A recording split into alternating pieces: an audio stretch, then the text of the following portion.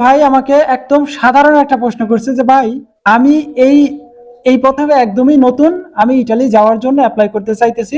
এখন ইটালির ভিসার রেশিওটা কেমন, বা এবছরে প্রায় কেমন পরিমাণে পাসপোর্ট ইটালির ভিসার জন্য আবেদন হয়েছে এবং তারা পাসপোর্টে ভিসা পাইছে, সেই ভাইটার জন্য একটা গুড নিউজ আছে। জুলাই মাসের 1 তারিখ থেকে আগস্ট মাসের 1 তারিখ পর্যন্ত, মানে 1 মাস, টোটালে 1 মাসে ইটালিতে বৈধভাবে ভিসা পাইছে ইটালি এম্বাসির মাধ্যমে 985 জন।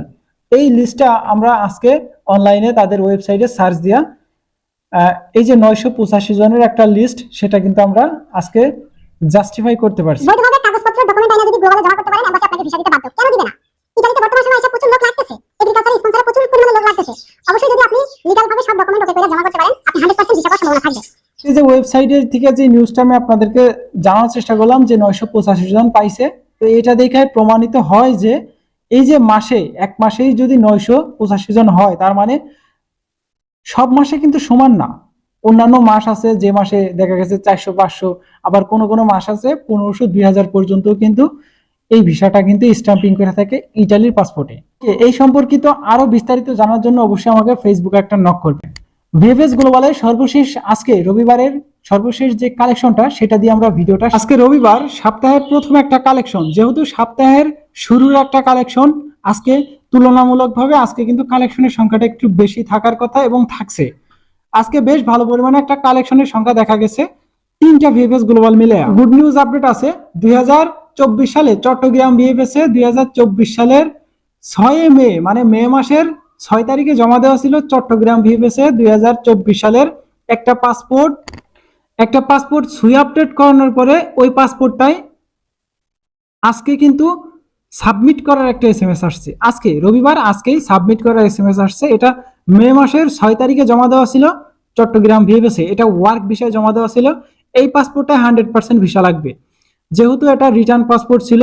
পাসপোর্টটা তার হাতে ছিল, পরবর্তীতে কয়েক বছর, প্রায় 1-1.5 বছর ঘোরাঘুরির পরে দেখা গেছে মালিক দিয়ে সুই আপডেট করানোর পরে, অনেক কষ্টের মাধ্যমে, অনেক কষ্টসাধ্য কইরা ওই মালিক দিয়া সুই আপডেট করানোর পরে ওই পাসপোর্টটা এখন request your passport to submit, এই যে এখানে লেখাই আছে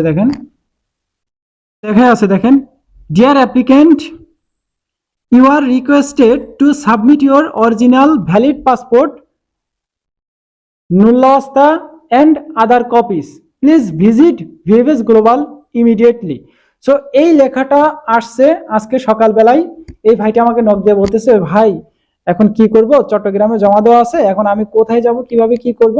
তো ইন ডিটেলসে আমি আজকে সকালবেলায় তাকে সবকিছু বুঝিয়ে দিলাম যে এইভাবে যায় আপনি পাসপোর্টটা সাবমিট করবেন, এবং কিছু ডকুমেন্ট আছে সেগুলা, এই ডকুমেন্টগুলো নিয়ে যায় সাবমিট করলে সপ্তাহ 10 দিন 14 দিন বা সর্বোচ্চ 1 মাস এর ভিতরে আপনার পাসপোর্টটা ভিসাটা পাওয়া যায়। পরবর্তী আপডেট পাওয়ার সাথে সাথে আমি আপনাদেরকে জানার চেষ্টা করব।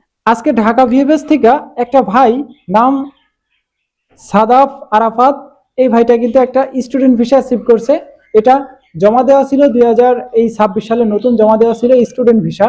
এই স্টুডেন্ট ভিসা নিয়ে যারা প্রশ্ন করেন, অনেকেই কিন্তু স্টুডেন্ট ভিসা বর্তমানে পায়। কালেকশনটা দেখেন 2023-24 এই 2 বছরে 2টা ভাই জমা দেওয়া ছিল, 2 জন সুই আপডেট করার পরে বেশ কয়েক বছর, প্রায় 1 থেকে 1.5 বছর পরে আজকে সুই আপডেট করানোর পরে পাসপোর্ট যে সাবমিটের এসএমএসটা, সেটা নাকি প্রায় আজ থেকে প্রায় 20-25 দিন আগে আসছিল, আমাদেরকে মেসেঞ্জারে বলতেছে 20-25 দিন আগে আসছে। তো ওই পাসপোর্টটা আবার তারা 2 জনে একসাথে যায় ঢাকায় জমা দিয়ে আসছিল। গতকাল নাকি শনিবার ছিল, গতকাল এই রেডি ফর কালেকশনটা আসছে। তো আজকে কালেকশন করছে, আলহামদুলিল্লাহ তারা ভিসা পাইছে। একটা ছিল 2023 এবং একটা ছিল 2024। যারা বলতেছেন 23-24 সালের ভিসা লাগে না, তারা ভাই ভুল। আমি নিজেই সাক্ষী যে আজকে বেশ ভালো পরিমাণে কালেকশন হয়েছে, এবং তার ভিতরে 23-24 সালেরও কয়েকটা পাসপোর্ট ছিল। আমাদের যদি এই 2 জনই পাসপোর্ট কালেকশনে এসএমএস পাইছি, বা আমি আপনাদেরকে জানানোর চেষ্টা করলাম 23-24 সালের পাইছে, ব্যাপারটা এরকম না, অগোচরে আরো বেশ কয়েকটা পাসপোর্ট থাকতে পারে, সেটা তো বলা যাইতেছে। ঢাকা, চট্টগ্রাম এবং সিলেট ভিএফএস এর সর্বশেষ আপডেট নিয়ে আমরা আগামীকাল ছোট্ট করে একটা আপডেট দেওয়ার চেষ্টা করব। ততক্ষণ পর্যন্ত আপনারা সুস্থ থাকবেন, ভালো থাকবেন। Zahid Majumdar, Italy news, Majumdar from Europe, Majumdar from Italy, এই 3টে ইউটিউব চ্যানেলে পাশেই থাকবেন।